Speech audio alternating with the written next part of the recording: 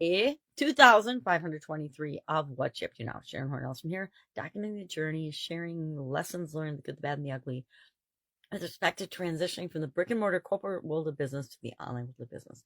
I spent over a quarter century simultaneously working in corporate America and then owning and operating my own businesses on the side. And then I finally left corporate America. I felt like I had learned what I could learn there and transfer into my own businesses.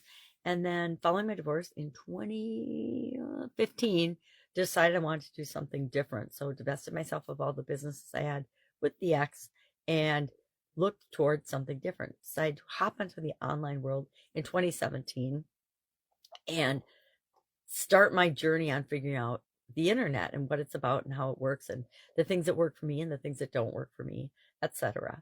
And I share that in a daily video log because I have vision challenges and it's easier to do a video log than it is to write or document out. I used to blog, but that became challenging and difficult. Couldn't read my writing. If you ever get a text message from me, you know exactly what I'm talking about.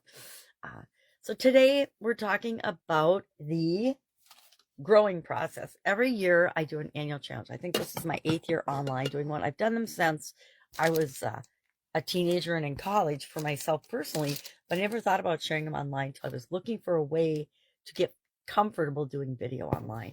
And so I started sharing my annual challenge. This year's annual challenge is the Let's Grow annual challenge. We're doing one thing every day to grow, and I have structured it over the last few years along the lines of a life framework that I've used since the 1980s, but I tweaked it in 2021 following the pandemic and added 2 more areas to the life framework. So we've got 9 now instead of 7.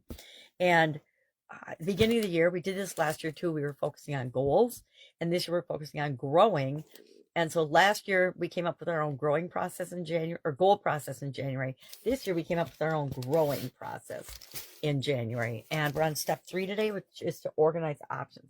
A couple days ago, we said, okay, what is it that we want? And we set a SMART goal. Then yesterday we said, okay, well, where are we at right now that we've set that goal? Because if we had what we wanted already, we wouldn't set a goal in that area. So what is the gap between where we are right now and what we want? And once we identify that, the rest of the process helps us to really quickly and easily fill that gap and create what it is that we want in our life. So today we're organizing options. And I shared the 10-3-1 tool, which since it's Christmas Day, Merry Christmas, by the way, I wanted to use a quick tool. All we do is, as we go about our day, brainstorm 10 possible ways to begin filling that gap or to fill that gap altogether. Sometimes we can take one action item and that will fill the entire gap between where we are and where we want to be. Very seldom, but every once in a while we get that holy grail of options and we implement it and we're like, oh my gosh, I've totally achieved what it is I wanted to achieve with respect to this goal. But we're going to brainstorm 10 options, then we're going to select 3 of them. We're going to analyze them in some way. We can do pro, con, plus or minus, the year-end analysis. We can do complicated or simple. I say keep it simple today because it is a holiday and we're going to spend time with family and friends.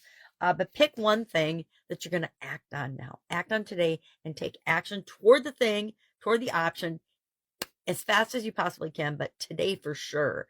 Because we never want to leave the scene of a decision without taking some action toward reinforcing that decision.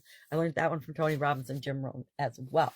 So that's all I've got today. I am very much feeling under the weather, so I need to go quickly wrap Christmas presents because I haven't done it yet because I did not feel good enough last night to do it.